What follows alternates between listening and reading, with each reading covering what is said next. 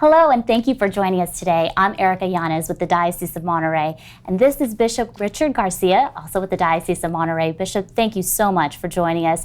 We have so much to discuss today, including the fact that you actually met Mother Teresa herself. But before we get to that, we want to know a little bit about you and your past growing up. Who is Bishop Richard Garcia?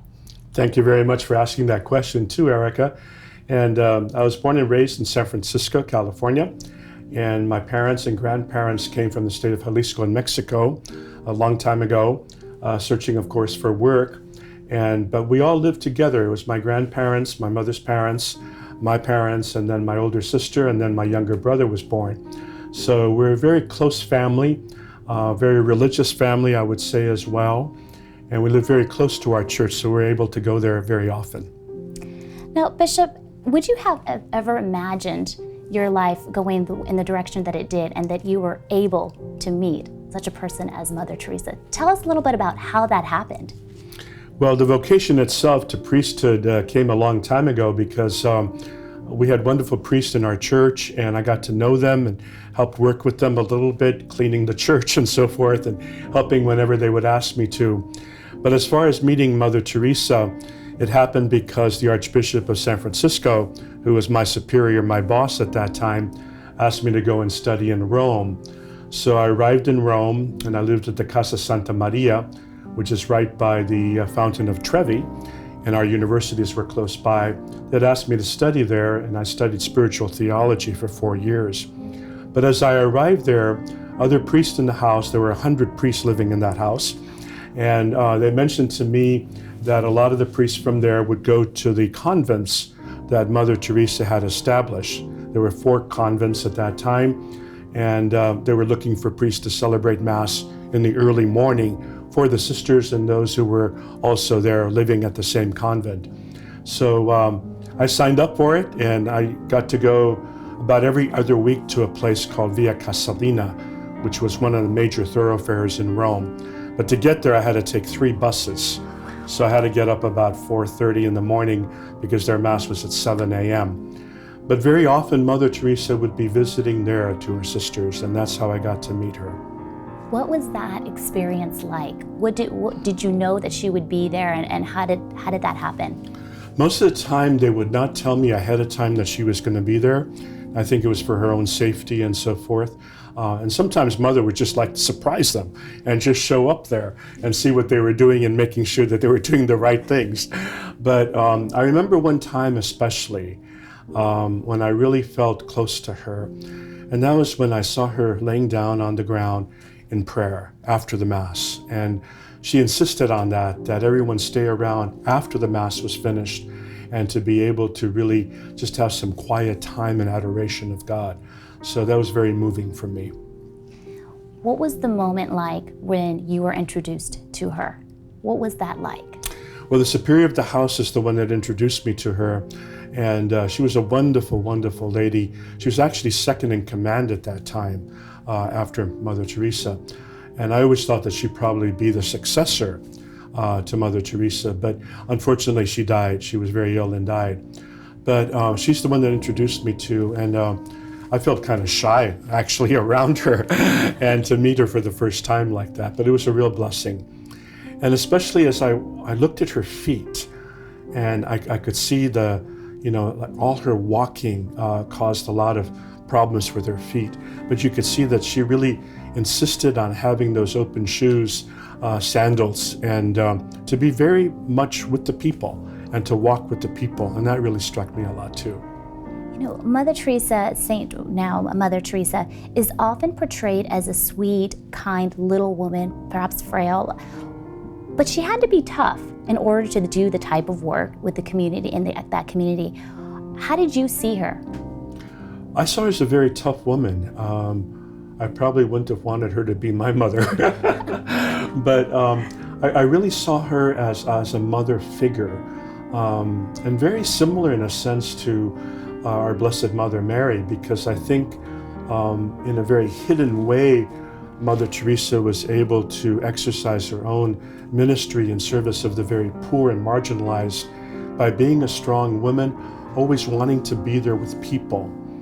And the time that struck me the most was one time I had heard that she was going to start a new convent. And I asked her where it was going to be. And she said it was going to be in Italy there itself. But it was a place that I thought was rather not very poor. You know, I've been there a few times, and I said, Mother, I didn't see any poor people there. And she said, but Father, they are spiritually poor. And this was in Florence, and where there's a lot of art and, universities and all of that. But it really struck me how strong a woman she was by being able to say, these people are spiritually poor and they need us too. So that was a wonderful lesson I learned from her. Absolutely.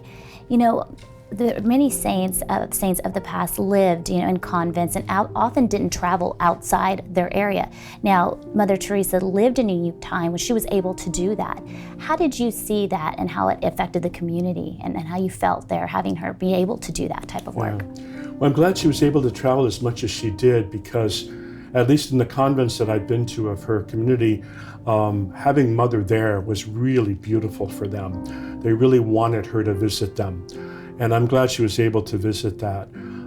But also she went to many countries on her own to begin new convents. And it reminded me an awful lot of St. Francis and of Assisi, because St. Francis of Assisi also traveled a great deal to visit the poor and to start new communities. And we've all reaped the benefits of that as well in our church. Now tell me a little bit about some of the work that you saw that was being done. What type of work if you described the day, what was it like for Mother Teresa? Well, the sisters at each of the 4 different convents that I went to, 3 mostly in Rome, but each had a different ministry. There was one convent very close to the train station, and they would be out there feeding the poor and taking care of all the homeless people.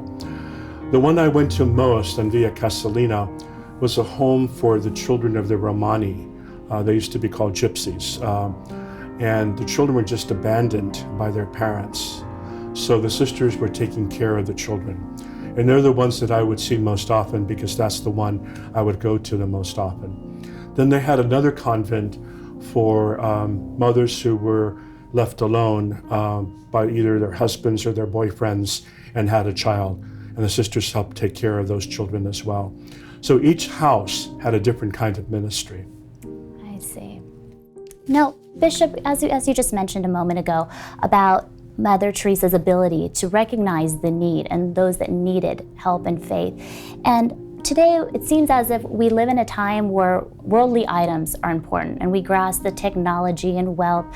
How would you say that Mother Teresa was able to see that and help those? Mm-hmm. I think she saw the importance of prayer, especially, and she tried to teach her sisters the importance of whatever they were going to do, whatever type of service they were going to offer, whether it be with the children who were abandoned, or the mothers who were alone with their children, or the people who were homeless and need to be fed. I think her main concern was the service, and to take care of those people. The media was growing in various ways during that time. And I'm sure I don't think she had a cell phone. I don't think she used a computer very much. But she had a way to listen to the needs of people. And her heart was just kind of burning to make sure to respond to the needs of the people. So I think maybe if she lived longer, she would have used some of the more modern features that we have now. But at that time, I think she was just really trying to reach out to the people to serve them in their particular needs. Having had that experience with Mother Teresa, how does it make you feel to have had the ability to meet her? I know recently, and just last year, you attended the Pope's visit to DC, and you were also there during that canonization mass for St. Junipero Serra. What is it like for you personally to be bishop during these times? Well, there's several people that I've admired an awful lot in my lifetime, Mother Teresa being one, Pope John Paul II. I got to meet him about 6 times. And so when you think about it, you have met a saint.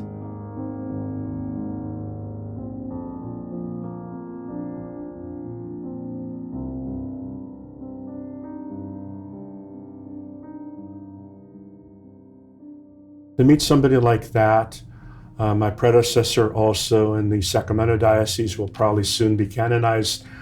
And to be able to say that you met these people, they're transforming our life, and certainly transformed my life and my spiritual journey with God. They've deepened that an awful lot. Mother Teresa in a very special way. I also met Archbishop Romero, and that's why I have a picture of him right here in this same room too, because I admire him a great deal, everything he did for El Salvador. When you meet these people and you attend the masses, what is the feeling that you get? Does it sink in right away that you've just met a saint? It does in a way. It does feel like I just met a saint, but also you kind of feel the pain that they're experiencing. And that I especially remember with Archbishop Romero when I met him. He had come out of the conference where all the bishops were, and he was crying. And I went over by his side. I'd never met him before. I wasn't quite sure actually who it was. And I just went over to him and I said, I'm praying for you and for the people. And he was very kind. He said, well, thank you very much, Father.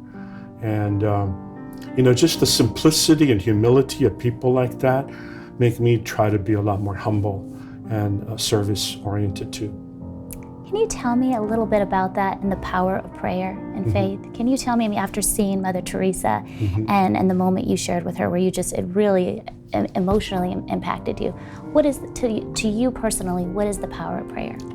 The power of prayer, definitely, when you see Mother and all of her sisters, prostrating down on the ground, praying on their knees, some of them with, difficulties even kneeling, but they offer that up to God. And I think God really listens to their prayers when they're in that special alone time with God in their own thoughts. And it helps me to try to do the same in my own life as well. It's wonderful, Bishop. Now, 200 years from now, as it is, as we know, Mother Teresa passed within 20 years, and she already has a legacy worldwide. What do you see her legacy teaching us and yourself in the future? One of the things I see, especially in our youth, and thanks to our Holy Fathers have had the World Day for Youth and so forth, because I think it's indoctrinated them a little bit. It's helped them to see that they have a particular role in our society too, even though they're young. They could be teens or even younger, and yet they have a certain mission as well. So they're kind of like our present Holy Father, Pope Francis, tells us, missionary disciples. All of us have to be missionary disciples. So I think what Mother Teresa, Saint Soon now, and so many others that I've mentioned here today are reminding us that we too can be people like them. We don't have to be canonized, but we can follow Christ and the example of our Blessed Mother too. I love that closing, that we can be. To give us, for those that are tuning in right now saying, how can we change our lives? How can we make that change to be more Christ-like? What can we all do? Well, first, prayer. Definitely spend some time in prayer, whether in a church, a chapel, you're walking along the beach, or just a quiet moment in your own room. I think it starts there, and then it leads us to be able to serve other people. And a very important virtue that I think our Holy Father, Pope Francis, is teaching us right now is humility. Don't think you're better than yourself. Thank God you are who you are, and that you have something special from God to be able to share that with others. Now, Bishop, when you think about your time spent with Mother Teresa, what stands out in your mind the most about that time in your life and those experiences with her?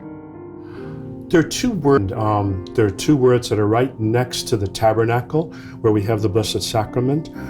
And those two words are, I thirst. And I've always kind of wondered why she chose those two words. They're the words that Jesus spoke from the cross. But it's very interesting, in one of the books about her life, the author says that it was both she was thirsting for God and God was thirsting for her to do God's work. So I just really love those two words, and I should really put them next to my tabernacle in my chapel too, to remind me of that. But every chapel that I went to that was her community's chapel, I remember seeing those two words there. And it reminds us of how we also spiritually thirst for God in our lives and want God to be near us, but also that God's expecting something of us, that we also serve our sisters and brothers as Mother has done so beautifully. And you were telling me just about the connection to home here, California, for us. Right. Tell me a little bit about that in Sacramento. There are actually two different connections, one in Sacramento. For years, Bishop Wiegand, who was my boss, my superior in Sacramento Diocese, had wanted the Sisters Missionaries of Charity to go and work in the Diocese of Sacramento. So that was kind of like my first assignment from the bishop, to be able to try to get those sisters to go there. So there was a wonderful priest there that insisted on helping me to be able to bring the sisters there. So sure enough, 4 sisters came from different countries. And at first we didn't know exactly what they were going to do. But around the same time, I met this beautiful couple who had taken in a lot of children who otherwise would be on the streets themselves. An awful lot of gang warfare at that time, kids that were, kind of abandoned by their parents, children that didn't really have a good home situation. And so they were taking them in and feeding them and so forth. And then when I went to visit them for the first time, they said, "Bishop, it's great to have you here. Welcome here. Can you help us get somebody to teach these children catechism about our faith, about religion?" So I said, "Well, the sisters have just arrived. We're not sure what they're going to do." So they've been doing that all of these years now. So it must be 18 years now that the sisters are there. That's amazing. It was a wonderful, and they're still helping the children. Wow. And so where exactly is that area? It's in an area toward Christian Brothers High School.